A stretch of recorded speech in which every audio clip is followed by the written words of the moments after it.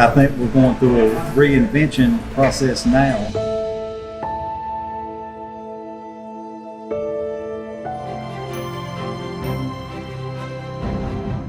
The obvious first question, what spurred your interest in the subject, and was it associated with your nostalgic memories vis-a-vis the drive-in?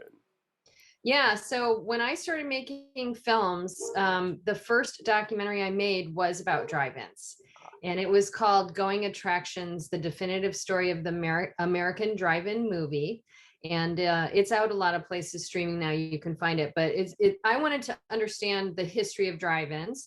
And I wanted to understand why there weren't so many of them around anymore.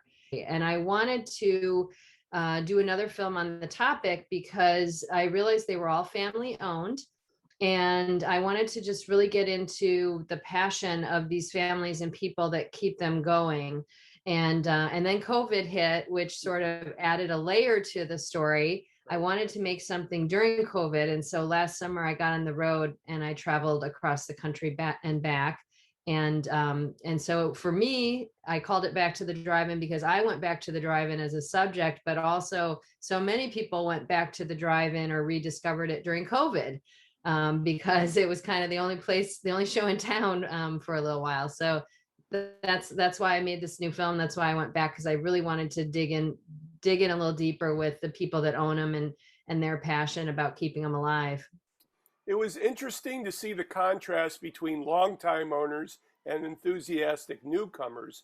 What was the greatest commonality between the two and the greatest contrast? I tried to select drive-ins to show diverse points of view. So I had drive-ins that had been there since like the 40s, and I had one that had just opened 3 weeks ago, the Quasar in Nebraska. So I tried to, just pick all these different aspects. And interestingly, they were kind of all the same. I didn't know that going in. I thought I might get different stories based on, all these different factors. But they all had the same passion. They all had the same, cautious optimism about the future. They're all very resilient people. They're all very determined to keep these places alive. They really feel like they're doing something good for their communities. They really get a lot of joy out of the families that come and seeing the kids. But they were all feeling the struggle and the effects, especially, compounded by the pandemic. As much attention as drive-ins got, it still has been a struggle for them, and I wanted to show that. So yeah, they're all different types of people, but the passion that you feel from them is very similar. It was interesting to experience some of the infrastructure of the old-timey drive-ins, but how is new technology projecting an optimism that drive-ins can make it to the future? There is a nostalgic aspect, but strangely, these owners don't see it that way. They understand that and they respect that, but they really see this as a current business. They really see this as a thriving thing and a future thing. In fact, what was really interesting, I'm now seeing some of the indoor theaters like AMC announcing that they're going to go to laser projection.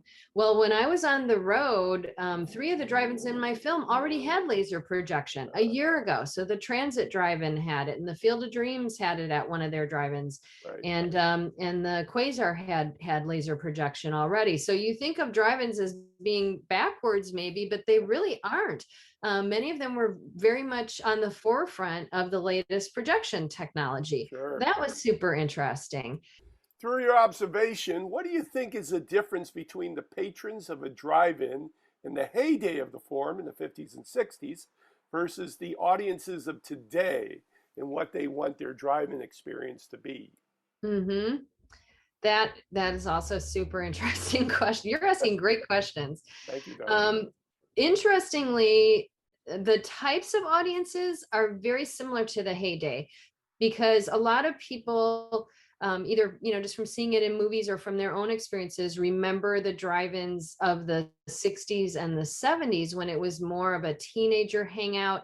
Right. And for a while it was more of a, people going there drinking and sort of a little bit of a place like that. But when they really came up in the 50s, they were after the baby boom. So they were aimed at families. They even had features like bottle warmers and things like that to really be family friendly. The playgrounds were a thing.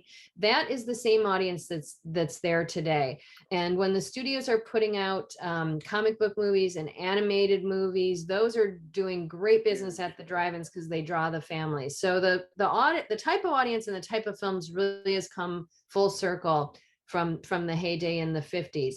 But I think some of the things now, when you think about social media and people wanting to Instagram their experiences, the drive-in is so well made for that. They are sort of, there's just so many places around a drive-in that are photo opportunities where you can get a picture of yourself with the screen or in the snack bar or with the marquee. It's very, drive-ins are very Instagrammable, if you could say that. But even a movie that's not great is better at the drive-in because you're having that social interaction. Exactly. And I think the other thing too, compared to watching something streaming at home where it all blurs together, what you saw last week, when you're at a drive-in, you're really creating a good memory with the people that you're with, and it sticks with you. And I think that's another aspect of it that's super unique and very important to the fabric of people and community and families. The couple that built their own drive-in was the most intriguing to me. Since they did their research and built it from scratch, what do you think they learned that other drive-ins need to learn? Well, there's actually two couples that built from scratch. The Field of Dreams, they literally cut down a cornfield in their backyard in Ohio, and they built a drive-in, and they called it that because they loved the movie, If You Build It, They Will Come. And they did that with a drive-in.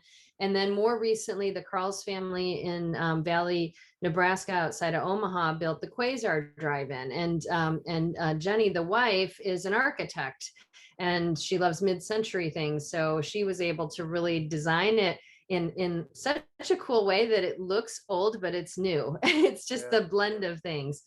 I think what they learned in particular by studying it, they created that authentic look because they did study old blueprints from other drive-ins, and they actually got some of the parts from a drive-in that was going to be torn down. They took the time to really build it right, to build it long term, which is how they were built to begin with. But part of why I did a lot of drone photography in this film was because I wanted to show that they are designed, they are theaters. There is, architecture involved in the ramps and the making sure you can see the screen well from every location. And, all these things are really, really well thought out. If you were programming the perfect double feature at the April Wright Drive-In, which two movies would it be and why? Well, I really like thrillers, and horror films are my favorite. So I would say I would put Carrie and Rosemary's Baby together. Oh man, Those are two of my favorite films. And I've actually not seen either of those on a drive-in screen. And I suspect being, vulnerable there at a drive-in in your car in the dark, seeing both of those movies would probably make both of them even better.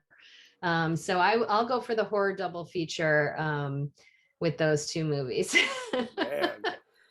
Okay. This is Patrick McDonald for HollywoodChicago.com. Copyright 2022.